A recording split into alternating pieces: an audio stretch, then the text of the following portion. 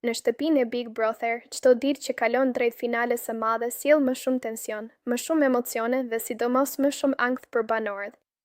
Atmosfera bëhet gjithnjë më e rëndë, sikur ajri në shtëpi të mbushet me pasiguri dhe frikë për atë që po vjen.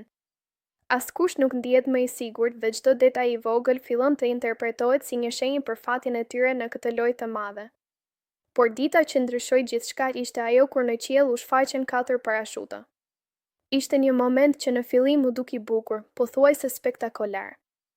Banorët dolën jashtë, ngritën sytë dhe pan 4 parashuta që po afroheshin njëra pas tjetrës, si një sinjal i fortë nga jashtë. Por shumë shpejt, ajo ndjesi kur ashtje u kthye në diçka tjetër në frikë. Sepse ato parashuta nuk ishin thjesht një surprizë.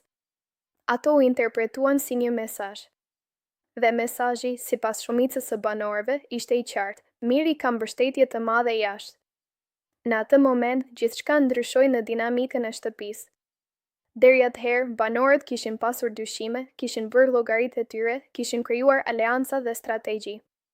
Por pas atij momenti, shumë prej tyre filluan të ndiheshin të vegjël përballë një realiteti që nuk mund ta kontrollonin. Frika nisi të përhapej ngadalë si një hije. Po sikur miri të jetë fituesi. Ishte pyetja që askush nuk e thoshte hapur në fillim, por që të gjithë e mendonin. Dhe sa më shumë afrohej finalja, aq më shumë kjo pyetje bëhej më e fortë. Miri, nga ana tjetër, dukej më i qetë se kurrë. Ai nuk kishte nevojë të thoshte asgjë. Vetë situata fliste për të.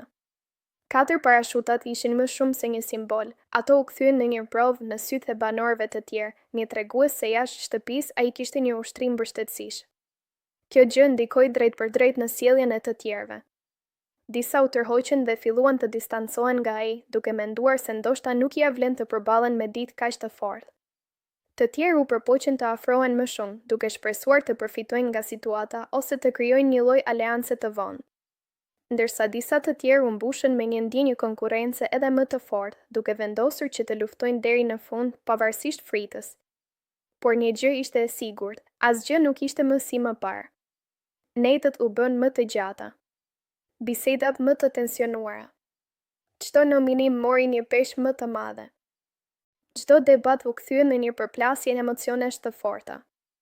Ankthi për finalen nuk ishte më vetëm për të arritur deri atje, ishte për të kuptuar nëse kishte kuptim të luftoje kundër dikujt që dukej kaq i favorizuar nga jashtë.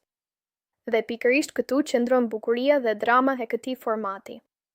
Sepse në fund askush nuk e di të vërtetën absolute. Ajo që banorët shohin janë vetëm fragmente, shenja, momente që mund të interpretohen në mënyra të ndryshme.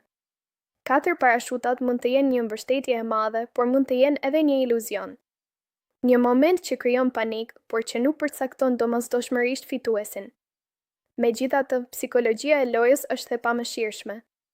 Dhe në këtë pikë të garës, mendja luan më shumë se çdo gjë tjetër.